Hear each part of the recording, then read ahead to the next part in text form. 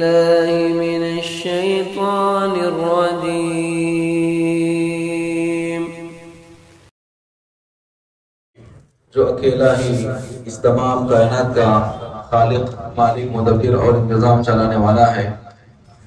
سارے اختیارات اسی کے ہاتھ میں ہیں، جو عرش پر مستوی ہے، کسی کے دل میں نہیں، ہر جگہ نہیں، اور اس کا عرش پر مستوی ہونا اس کی تمام صفات اور کیفیات کی طرح اس کے شان کے مطابق ہے۔ اس کا علم کائنات کی ہر چیز کو اپنے احاطے میں لیے ہوئے ہے۔ اسی کے فضل و کرم اور احسان کا یہ نتیجہ رہا کہ اللہ نے نبیوں اور رسولوں کو بھیجنا شروع کیا، اور سب سے آخر میں ہمارے نبی خاتم النبیین والمرسلین محمد رسول اللہ صلی اللہ علیہ وسلم کو نبی اور رسول بنا کر کے بھیجا۔ آپ ہی کی قابل اتباع کے اندر ہم سب کی اور دنیا بھر کے تمام لوگوں کی کامیابی منحصر ہے۔ محترم حاضرین، اسلامی ماں اور بہنوں، خطبہ مسنونہ کے بعد سورہ بقرہ کی آیت کا حصہ پڑھا گیا، اور پھر سورہ نساء کی آیت کا حصہ پڑھا گیا، اور پھر رسول اکرم صلی اللہ علیہ وسلم کی ایک حدیث پڑھی گئی۔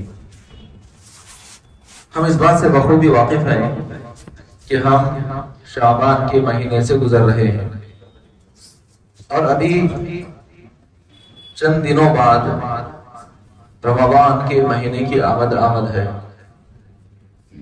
رمضان کے مہینے سے قبل شعبان کے مہینے میں ہم لوگوں کو ذہنی اور جسمانی ہر لحاظ سے تیار ہونا ہے۔ ہمیں ہمیشہ ہماری جو پیدائش ہے اس کا مقصد یاد رکھنا ہے۔ اگر ہم نے اس مقصد کو فراموش کر دیا، بھلا دیا، تو پھر یہ رمضان نہیں بلکہ کئی رمضان ہماری زندگی میں آئیں گے اور چلے جائیں گے، لیکن اس کا کوئی فائدہ ہمیں حاصل نہیں ہوگا۔ ہماری پیدائش کا مقصد کیا ہے؟ ہماری پیدائش کا مقصد اللہ رب العالمین نے قرآن کریم کے اندر سورہ ذاریات میں فرمایا وَمَا خَلَقْتُ الْجِنَّ وَالْإِنسَ إِلَّا لِيَعْبُدُونَ، کہ میں نے جنوں اور انسانوں کو اسی لیے پیدا کیا کہ وہ میری عبادت کریں۔ اور قرآن کریم میں جہاں پر بھی الا لیعبدون یا یعبدون کا لفظ آیا ہے، اس کی تفسیر عبداللہ بن عباس رضی اللہ عنہما نے یہ بیان کی ہے الا لیوحدون، اللہ کی توحید کو اپنانے کے لیے اللہ نے ہمیں پیدا کیا ہے، کیونکہ اللہ کی توحید کے بغیر کسی کی زندگی کا کوئی مقصد نہیں ہے۔ تو ہماری پیدائش کا اصل مقصد ہے اللہ کی توحید کو ماننا، اور پھر اللہ رب العالمین کے اس پیغام کو دوسرے لوگوں تک جو شرک میں مبتلا ہے ان تک اس پیغام کو پہنچانا، یہ ہماری زندگی کا مقصد ہے۔ اسی کے اندر تمام قسم کی عبادات شامل ہیں، نظر و نیاز شامل ہیں، دعائیں، مناجات، رکوع، سجود، یہ تمام کی تمام عبادات جس قدر بھی عبادات ہیں یہ سب کی سب توحید ہی کے اندر شامل ہیں۔ ایک بندہ جو توحید پر ہے اور ساری عبادات بجا لاتا ہے، اللہ رب العالمین اس کی تمام عبادتوں کو قبول فرماتا ہے۔ لیکن جو شخص عبادات تو انجام دیتا ہے، عبادات تو کرتا ہے، لیکن وہ شرک میں مبتلا ہے، اللہ کی توحید کا اس کو صحیح علم نہیں ہے، صحیح ادراک اس کو نہیں ہے، تو پھر اس شخص کی کوئی عبادت، کوئی نیک عمل اللہ کے پاس قبول ہونے والا نہیں ہے۔ اللہ رب العالمین ہمیں یاد دہانے کے طور پر قرآن کریم کے اندر جو آیتیں نازل فرمائی ہیں، اور انبیاء علیہ السلام کو جو اللہ رب العالمین نے مبعوث کیا، بھیجا، اس کا مقصد بھی یہی ہے کہ ہمیں یاد دلایا جائے کہ ہم توحید کا اقرار کر کے آئے تھے اللہ کے پاس سے، اور اس توحید کے اقرار کو ہم یاد کریں۔ اللہ رب العالمین نے ہم سب سے یہ وعدہ لیا، اور قیامت تک آنے والے تمام انسانوں سے اللہ رب العالمین نے یہ وعدہ لیا الست بربکم، کیا میں تم سب کا رب نہیں ہوں؟ ہم سب نے اللہ رب العالمین کے پاس یہ اقرار کیا تھا اور گواہی دی تھی بلا شہیدنا۔ اللہ رب العالمین نے فرمایا کہ کیوں نہیں، ہم سب نے وہاں پر یہ اقرار کیا تھا کہ ہم سب کا رب اللہ تو ہی ہے۔ یہ اقرار ہی کو یاد دلانے کے لیے اللہ رب العالمین نے نبی اور رسولوں کو بھیجا، اور یہی وجہ ہے کہ رسول اکرم صلی اللہ علیہ وسلم کو بھی حکم دیا گیا وذکر، آپ نصیحت کیجئے۔ اور اس کا ایک دوسرا ترجمہ بعض مفسرین نے یہ کیا ہے کہ آپ یاد دلائیے، فإن الذکریٰ تنفع المؤمنین، کیونکہ یاد دلانا، نصیحت کرنا ایمان والے لوگوں کو فائدہ پہنچاتا ہے۔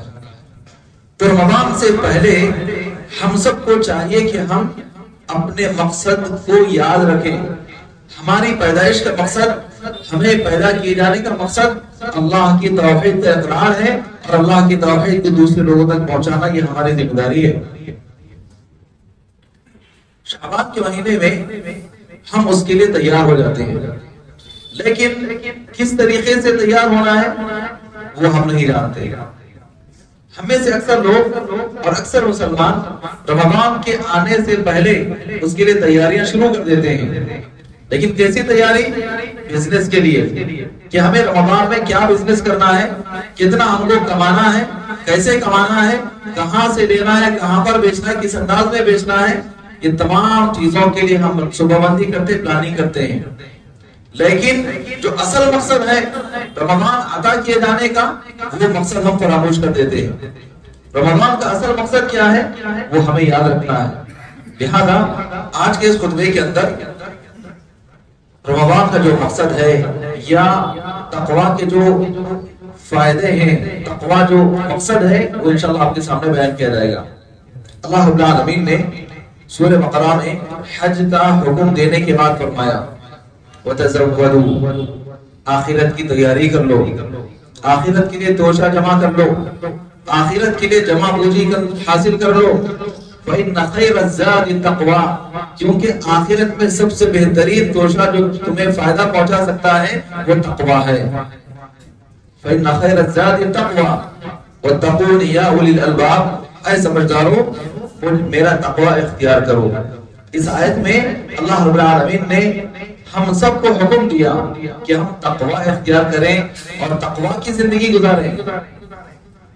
دوسرے مقام پر اللہ رب العالمین نے سورہ اعراف کے اندر فرمایا یا بنی آدم قد انزلنا علیکم لباسا یواری سوآتکم وریشا ولباس التقوی ذالک خیر، اے بنی آدم، اے آدم کے اولاد، ہم نے تمہارے لیے لباس نازل فرمایا ہے جو تمہیں سردی اور گرمی وغیرہ سے بچاتا ہے، اور یہ تمہاری خوبصورتی کا ذریعہ ہے۔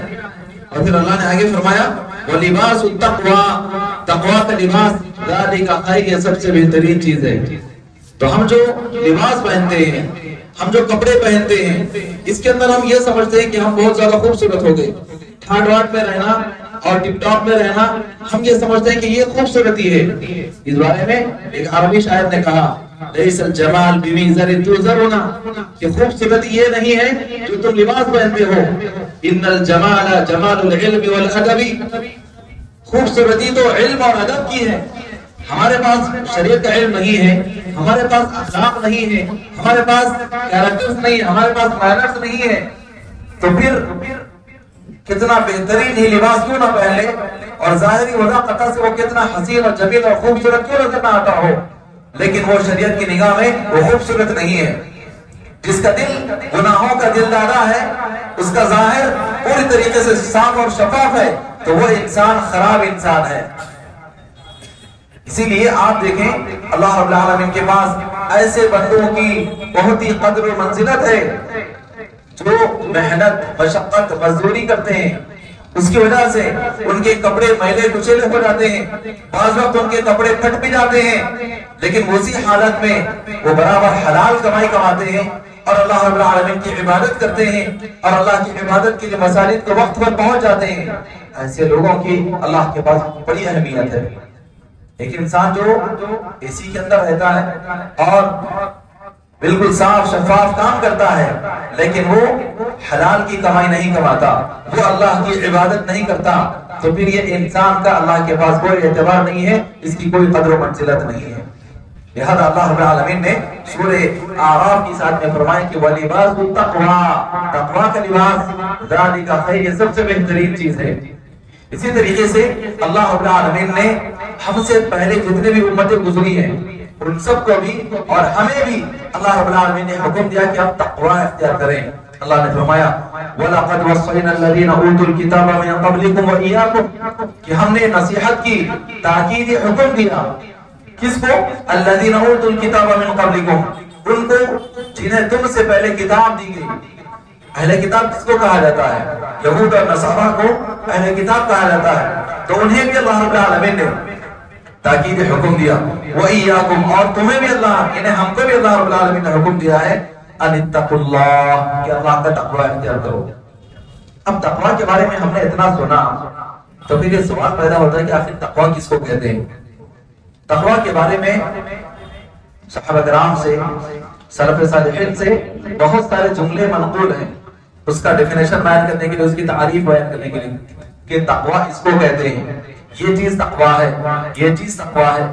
اس سلسلے میں عمر رضی اللہ عنہ کا مشہور جملہ ہے، انہوں نے تقوی کا یہ مفہوم بیان کیا۔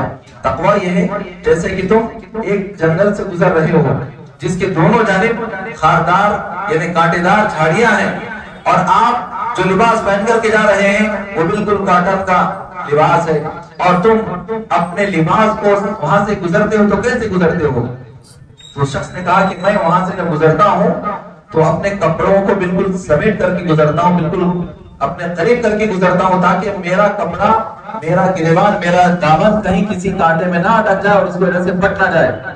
تو عمر رضی اللہ عنہ نے فرمایا کہ یہی تقوی کی زندگی ہے کہ دنیا کے اندر تمہارے لیے بہت ساری شہوتیں، گناہ، معاصی، ساری چیزیں ہیں، لیکن ان تمام سے اپنے آپ کو بچاتے ہوئے، اپنا دامن بچاتے ہوئے، اپنے اخلاق کو بچاتے ہوئے، اپنے عقیدے کو بچاتے ہوئے تم وہاں سے گزر جاؤ، یہی تقوی ہے۔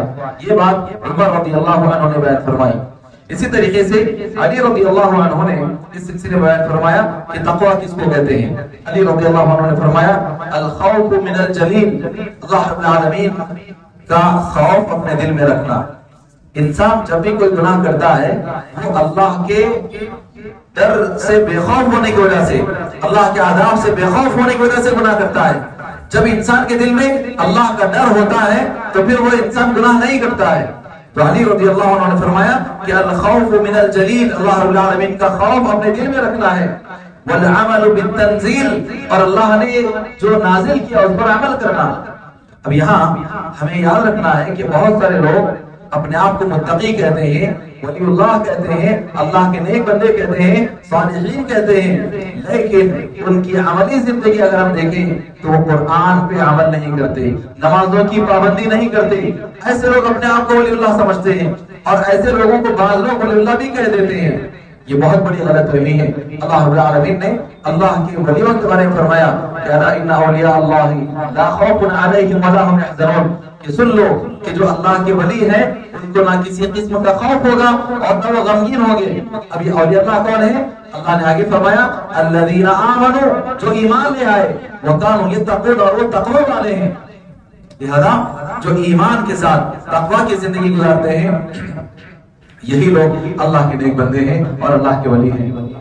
تو اللہ رب العالمین نے ہم کو تقوی کا حکم دیا اور اس کی تعریف بیان کرتے ہوئے علی رضی اللہ عنہ نے یہ فرمایا کہ والعمل بالتنزیل، اللہ نے جو نازل کیا ہے اس پر عمل کریں۔ اور پھر آپ نے فرمایا کہ والرضا بالقلیل، اللہ نے جو کچھ ہم کو عطا کیا ہے اس پر خوش رضامند رہیں، خوش رہیں، کیونکہ انسان کو جب حرص ہوتی ہے، دنیا کی طمع اور لالچ ہوتی ہے تو وہ انسان شریعت کو فراموش کر دیتا ہے اور اپنے خواہشات کی تکمیل کے لیے وہ حلال اور حرام کی کوئی تمیز باقی نہیں رکھتا، جہاں سے بھی آئے بس اپنا پیٹ بھر جائے تو وہ اس کے لیے کافی ہوتا ہے۔ اسی لیے فرمایا کہ والرضا بالقلیل، اللہ رب العالمین نے جو کچھ عطا کیا ہے اس پر راضی رہے۔ اور پھر آپ نے فرمایا کہ والاستعداد لیوم الرحیل، آخرت کے دن کے لیے تیاری کر لینا، یہ تقوی ہے۔ ہمیں سے اکثر لوگ الحمدللہ، ذالک فضل اللہ، اللہ کا فضل ہے کہ الحمدللہ ہم توحید پر بھی ہیں، اتباع رسول بھی، ہم اتباع رسول پر بھی ہے، نمازوں کی پابندی بھی کرتے ہیں اور دیگر حقوق بھی ادا کرتے ہیں، لیکن آخرت کی تیاری کے لیے ہمیں کوئی فکر نہیں ہوتی۔ ہمیں آخرت کی فکر کرنا ہے اور آخرت کے لیے تیاری کرنا ہے۔ اسی لیے فرمایا کہ والاستعداد لیوم الرحیل، آخرت کے دن کے لیے تیاری کر لینا۔ اسی طریقے سے اللہ کے رسول صلی اللہ علیہ وسلم نے تقوی کی اہمیت اور اس کی فضیلت بیان کرتے ہوئے فرمایا، اس کا حکم دیتے ہوئے فرمایا، جب ایک صحابی نے ان سے پوچھا تھا اوصنی یا رسول اللہ کے رسول آپ مجھے وصیت کیجیے، تاکید حکم دیجیے، تو نبی صلی اللہ علیہ وسلم نے فرمایا تھا اتق اللہ، اللہ کا تقوی اختیار کرو، حیثما کنت، جہاں کہیں تم رہو۔ اس حدیث کی شرح میں بعض محدثین نے، شارحین حدیث نے یہ بات بیان فرمائی ہے کہ انسان جب اپنے جانے پہچانے اور سراشا لوگوں میں رہتا ہے تو وہاں وہ تقوی کی زندگی اختیار کرتا ہے، اس ڈر سے کہ اگر مجھے اس کے خلاف عمل کرتے ہوئے لوگ دیکھیں گے تو میرے بارے میں کیا سوچیں گے۔ تو جانے پہچانے لوگوں میں انسان گناہ سے بچ کر کے رہتا ہے۔ وہ انسان جو تقوی والا ہے، وہ انسان جو آخرت کی کچھ نہ کچھ فکر کرتا ہے، لیکن جو انسان کو کوئی فکر نہیں ہوتی کہ لوگ میرے بارے میں کیا کہیں گے، تو وہ چاہے اپنوں میں رہے یا پرائے لوگوں میں رہے، وہ ہمیشہ گناہ ہی کرتا ہے۔ تو یہاں پر اس حدیث کی شرح میں شارحین حدیث نے جو بات بیان فرمائی کہ انسان جب اپنے جانے پہچانے لوگوں میں رہتا ہے تو وہاں پر اس کا تقوی پر رہنا یہ زیادہ امکان ہوتا ہے، لیکن جو اننون پلیس میں چلا جائے، نامعلوم یا اجنبی لوگوں میں چلا جائے، تو وہاں پر اس کے دل میں شیطان یہ خیال لے آتا ہے کہ یہاں تو تجھے کوئی پہچاننے والا نہیں، یہاں تو تجھے کوئی جاننے والا نہیں، اب یہاں تو اپنی مرضی کی زندگی کس طریقے سے چاہے گزار سکتا ہے۔ تو وہاں انسان کے لیے چاہیے کہ چاہے اپنے پہچانے ہوئے لوگوں میں رہے یا نامعلوم لوگوں میں جائے، ہر مقام پر اللہ کا تقوی اختیار کرے، شریعت کے مطابق زندگی گزارے، یہ تقوی ہے۔ اسی طریقے سے عمر بن عبدالعزیز رحمۃ اللہ علیہ تقوی کے بارے میں بیان فرماتے ہیں، لیس تقوی اللہ بصیام النہار، اللہ کا تقوی یہ نہیں ہے کہ تم دن میں روزے رکھ رہے ہو، ولا بقیام اللیل، اور رات کو تہجد پڑھنا یہ بھی تقوی کے اندر شامل نہیں ہے۔ تو پھر اب لوگ سوچیں گے کہ تقوی ہے کیا؟ ہم کیا سمجھتے ہیں بھائی نماز پڑھ لی بس ہو گیا، تقوی آ گیا ہمیں۔ بہت سارے ایسے بھی ہیں جو نمازوں کی پابندی بھی کرتے ہیں لیکن حرام کمانا نہیں چھوڑتے، حرام کھانا نہیں چھوڑتے۔ تو حرام کماتے ہوئے، حرام کھاتے ہوئے اگر کوئی عبادت کرتے ہیں تو ان کی کوئی عبادت اللہ کے پاس قبول نہیں ہوتی ہے۔ بہت سارے لوگ دعاؤں میں شامل ہونے کے لیے اس لیے آتے ہیں کہ ان کے تمام گناہ اللہ رب العالمین معاف کر دے اور وہ اپنے لیے دعا کروا لے۔ اسی لیے آپ دیکھتے ہیں کہ بہت سارے بڑے بڑے جلسوں کے اندر خاص طور پر لوگ پوری تقریر وغیرہ سننے کے لیے نہیں آتے، وعظ و نصیحت سننے کے لیے نہیں آتے، صرف اس لیے آتے ہیں کہ آخر میں مولانا بڑی بہترین دعا کرتے ہیں، رو رو کر کے دعا کرتے ہیں اور بڑی لمبی دعا کرتے ہیں۔ تو وہ دعا کے لیے اس پیغام کے یا اس اجتماع کے آخر میں برابر آتے ہیں تاکہ وہ اپنے گناہ معاف کروا لیں، اور وہاں پر دعا بھی کی جاتی ہے۔ یاد رکھ لیں، جو انسان حرام کماتا ہے، حرام کھاتا ہے، لوگوں کے حقوق سلب کرتا ہے، چھین لیتا ہے، لوگوں پر ظلم کرتا ہے، اس کے لیے نہ خود اس کی دعا قبول ہوتی ہے نہ کسی اور کی دعا اس کے حق میں قبول ہوتی ہے۔ یہاں تک کہ اگر وہ کعبہ کے خلاف کو پکڑ کر کے اللہ رب العالمین سے دعا کر رہا ہے، لٹک کر کے دعا کر رہا ہے، یا ربی یا ربی، اے میرے رب اے میرے رب، وہ سر سے آیا ہوا ہے، ڈھکا مانتا ہے، اس کے بال پراگندہ ہے، دھول اس کے سر پر اس کے جسم پر آئی ہوئی ہے، اور ایسی پراگندہ حالت میں اگر کوئی انسان مجبور انسان دعا کرتا ہے تو دوسری حدیث میں بات بیان کی گئی کہ اللہ تعالیٰ اس کی دعا کو قبول کرتا ہے۔ یہ انسان سفر میں بھی ہے، اس کی حالت بھی پریشان ہے، وہ کعبہ کے پاس کعبہ کے خلاف کو پکڑ کر کے دعا کر رہا ہے، تو نبی صلی اللہ علیہ وسلم نے فرمایا انا یستجاب لذلک، اس کی دعا کیسے قبول ہوگی؟ ماکلہ حرام، کھاتا بھی حرام کا ہے، مشربہ حرام، پیتا بھی حرام کا ہے، ملبسہ حرام، پہنا بھی حرام کا ہے، وغذی بالحرام، اور اس کی پرورش پوری حرام پر ہوئی ہے، فانا یستجاب لذلک، اس کی دعا کیسے قبول ہوگی؟ لہذا ہم میں سے جو لوگ حرام کمانے والے ہیں، حرام کھانے والے ہیں اور حرام کا کاروبار کرنے والے ہیں، ایسے لوگ یہ بات یاد رکھ لیں کہ ہماری کوئی عبادت اللہ کے پاس قبول ہونے والی نہیں ہے، چاہے آپ خود دعا کر لیں یا آپ کے لیے مسجد کے امام دعا کر لیں یا حرم میں آپ جا کر کے آپ دعا کر لیں یا وہاں کے لوگ آپ کے لیے دعا کریں، کسی کے لیے ہونے والا نہیں ہے۔ اپنے اس عمل کو ترک کرنا ہی آپ کی دعا قبول ہونے کا سبب بنے گا، لہذا حرام کمائی سے بچیں۔ تو یہاں پر عمر بن عبدالعزیز رحمۃ اللہ علیہ نے یہی فرمایا، لیس تقوی اللہ بصیام النہار، دن کا روزہ رکھ لینا یہ تقوی میں شامل نہیں ہے، ولا بقیام اللیل، اور رات میں تہجد پڑھ لینا بھی یہ اس کے اندر تقوی کے اندر شامل نہیں ہے. والتخلیط فیما بین ذلک، اور اس کے درمیان دونوں کو ملا کر کے، یعنی ان دونوں کے درمیان بھی اپنے آپ کو مکس کر کے رکھ لے، یہ بھی تقوی نہیں ہے. ولیکن تقوی اللہ، لیکن اللہ کا تقوی کیا ہے؟ ترک ما حرم اللہ، اللہ نے جس کو حرام کر دیا اس کو چھوڑ دینا. اللہ نے جس کو حرام کیا اس کو چھوڑ دینا. کتنی بہترین بات بیان کی ہے. ترک ما حرم اللہ، اللہ نے جس کو حرام کر دیا وہ چھوڑ دینا. وَأَدَاءُ مَا افْتَرَضَ اللَّهُ، اور اللہ نے جو فرض کیا ہے اس کو ادا کرنا. اب اللہ نے حرام کیا چیزیں کی ہیں؟ سود حرام ہے، رشوت حرام ہے، چغلی، غیبت، شرک، ایسے جتنے بھی گناہ ہیں یہ سب کے سب حرام ہیں. اور پھر اسی طریقے سے اللہ رب العالمین نے ہمارے لیے کھانے کے لیے، پہننے کے لیے تمام چیزیں جو حلال ہے اس کی وضاحت کر دی ہے. اب اس کے درمیان جو چیزیں ہیں اس کے علاوہ جو ہے وہ حرام ہے، اس سے بچنا ہے. لوگ عبادت بھی کرتے ہیں لیکن حرام پینا نہیں چھوڑتے، لوگ عبادت بھی کرتے ہیں لیکن حرام کھانا نہیں چھوڑتے، تو پھر ان کی عبادت کیسے قبول ہوگی؟ بہت سارے لوگ ماشاءاللہ قرآن مجید کی تلاوت بھی کرتے ہیں، بہت سارے سورتوں کے حافظ بھی ہوتے ہیں، لیکن پھر وہ حرام نہیں چھوڑتے. لہذا حرام کو چھوڑنا ہی یہ ہمارے لیے تقوی کی علامت ہے، اور جو اللہ نے ہم پر فرض کیا ہے اس کو ادا کرنا ہی یہ ہمارے لیے تقوی کی علامت ہے. اسی لیے رسول اکرم صلی اللہ علیہ وسلم نے فرمایا اتق اللہ تکن عبد الناس. آپ صلی اللہ علیہ وسلم نے فرمایا کہ اللہ کا تقوی اختیار کرو، اور جن چیزوں کو اللہ نے تم پر حرام کیا اس سے دور رہو، تم سب سے بڑے اللہ کے ولی بن جاؤ گے. تکن اعبد الناس، تم سب سے بڑے ولی بن جاؤ گے، اللہ کے سب سے زیادہ عبادت گزار بن جاؤ گے. لہذا ہم سب کو چاہیے کہ ہم تقوی کی زندگی اختیار کریں. اب یہ اللہ رب العالمین ہمیں وقتاً فوقتاً ہمیں سدھارنے کے لیے، ہمیں یاد دلانے کے لیے کچھ مواقع، حالات اللہ رب العالمین نے ہمارے لیے بنا دیا ہے. انہی میں سے یہ رمضان کا مہینہ بھی ہمیں عطا کیا جاتا ہے تاکہ ہم اپنے آپ کو سدھار لیں، اور پھر وہ سدھری ہوئی زندگی ہی کے مطابق ہم اپنے آپ کو باقی دنوں میں گزاریں، باقی دنوں میں ہم اپنے آپ کو رکھیں. یہی مقصد ہے رمضان ادا کیے جانے کا. لیکن ہم لوگ یہ مقصد کو فراموش کر دیتے ہیں، اور پھر صرف دیکھا دیکھی میں کچھ لوگ روزہ رکھ لیتے ہیں، اور اکثر لوگ، بلکہ بعض لوگ تو روزہ بھی نہیں رکھتے ہیں، کہتے ہیں کہ نہیں میں بیمار ہوں، میں ویسا ہوں، یہ ہیلے بہانے تلاش کرتے ہیں. یہ نہیں ہونا ہے. ہمیں ہمیشہ اللہ کا تقوی اختیار کرنا ہے اور تقوی والی زندگی گزارنا ہے. اب چونکہ شعبان کی 15 تاریخ بھی تقریباً گزر چکی ہے، شاید 10-12 دن صرف باقی ہیں رمضان کے آنے کے لیے.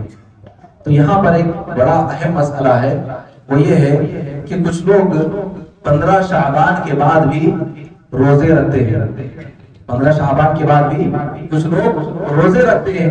اس سلسلے میں شریعت کا حکم کیا ہے؟ آپ صلی اللہ علیہ وسلم نے 15 شعبان کے بعد نفلی روزے رکھنے سے منع کیا ہے. 15 شعبان کے بعد نفلی روزے رکھنے سے منع کیا ہے. صرف وہ انسان 15 شعبان کے بعد بھی نفلی روزے رکھ سکتا ہے جو پہلے سے پیر اور جمعرات کا روزہ رکھا کرتا تھا. اس کی جو عادت تھی کہ وہ ہمیشہ پیر اور جمعرات کا روزہ رکھتا، کیونکہ یہ نبی صلی اللہ علیہ وسلم کی سنت تھی. وہ سنت کے مطابق وہ جو عمل کیا کرتا تھا، تو وہ 15 شعبان کے بعد بھی اگر پیر کا دن آ رہا ہے، جمعرات کا دن آ رہا ہے، وہ سے روزہ رکھتا ہے تو صرف اس کو اجازت ہے. اور اسی طریقے سے جس کے رمضان کے روزے باقی رہ گئے تھے وہ اس کی قضا کرنا ہے، تو وہ انسان چاہے مرد ہو یا عورت، وہ بھی 15 شعبان کے بعد بھی اپنے قضا روزے مکمل کر لے سکتے ہیں. اس کے علاوہ چلو بھائی آج گھر میں کھانے پینے کے لیے کچھ نہیں، روزہ رکھ لیں گے، ان کو اجازت نہیں ہے. کیوں اجازت نہیں ہے؟ وجہ کیا ہے اس کی؟ کیونکہ نفلی روزے رکھنے کی وجہ سے انسان کے اندر جو طاقت ہوتی ہے وہ کم ہو جاتی ہے، اور اس کے بعد اس کے لیے فرض روزے آنے والے ہیں، اور یہیں پر نفلی روزے رکھ کر کے جس کے بارے میں اگر وہ انسان ترک بھی کر دے، چھوڑ بھی دے نفلی روزے، تو اس سے کچھ ہونے والے نہیں ہے. لیکن فرض چھوٹ جائے اس سے کچھ ہونے والی ہے، اس سے پوچھا جائے گا، اس کے اوپر گناہ لازم آئے گا. تو انسان نفلی روزے رکھ کر کے کمزور ہو جائے گا، ضعیف ہو جائے گا، ضعیف اور کمزور ہو جائے گا، اور فرض روزے اس پر جب فرض ہو جاتے ہیں رمضان میں تو وہ بیمار رہنے کی وجہ سے فرض روزوں کو چھوڑ دے گا۔ یہی وجہ سے رسول اکرم صلی اللہ علیہ وسلم نے ہمیں 15 شعبان کے بعد نفلی روزے رکھنے سے منع کیا ہے۔ اور عائشہ رضی اللہ عنہا کی جو حدیث ہے کہ آپ صلی اللہ علیہ وسلم تقریباً شعبان کا مکمل مہینہ روزہ رکھا کرتے تھے۔ اس کی وجہ محدثین نے، شارحین حدیث نے یہ بیان فرمائی ہے کہ ازواج مطہرات میں سے جن کے جو روزے چھوٹ گئے تھے ان کو وہ روزے قضا کر لینے میں آسانی ہو جائے، اسی لیے رسول اکرم صلی اللہ علیہ وسلم ان کے ساتھ روزہ رکھا کرتے تھے۔ لہذا ہم سب کو چاہیے کہ ہم اپنی پیدائش کے مقصد کو یاد رکھیں، اور وہ ہے صرف اور صرف اللہ رب العالمین کی عبادت کرنا اور اللہ کی توحید کو دوسروں تک پہنچانا۔ اور ہمیں جو رمضان عطا کیا جانے والا ہے یہ اللہ کا تقوی اختیار کرنے کے لیے ہے، لہذا ہمیں تقوی والی زندگی ہونا چاہیے۔ اللہ سے دعا ہے کہ اللہ تبارک و تعالیٰ ہم تمام لوگوں کو کتاب و سنت کے مطابق عمل کی توفیق عطا فرما۔ اللہ تبارک و تعالیٰ ہم میں سے جو بیمار ہیں سب کو شفا کاملہ صحت عاجلہ عطا فرما، ایمان و ہدایت پر ثابت قدمی عطا فرما۔ اللہ تبارک و تعالیٰ ہمیں رمضان تک پہنچا اور رمضان کے اندر کثرت سے تیری عبادت کرنے والا، تیرے ذکر کرنے والا ہم کو اللہ تبارک و تعالیٰ بنا دے۔ اللہ تبارک و تعالیٰ مسلمان جہاں پر بھی پریشان حال ہیں ان کی مدد فرما۔ اللہ تبارک و تعالیٰ جن کا توحید پر انتقال ہو چکا ہے اپنے فضل و کرم سے ان کی مغفرت فرما دے، انہیں جنت الفردوس میں جگہ نصیب فرما۔ اللہ تبارک و تعالیٰ جب تک زندگی میں رکھ ایمان اسلام کے حالت میں زندہ رکھ، اور جب ہمارا خاتمہ فرما تو ایمان اسلام کے حالت میں خاتمہ فرما۔ آمین۔ بارک اللہ لی ولکم ولسائر المسلمین کل ذنب فاستغفروه انه هو الغفور الرحیم۔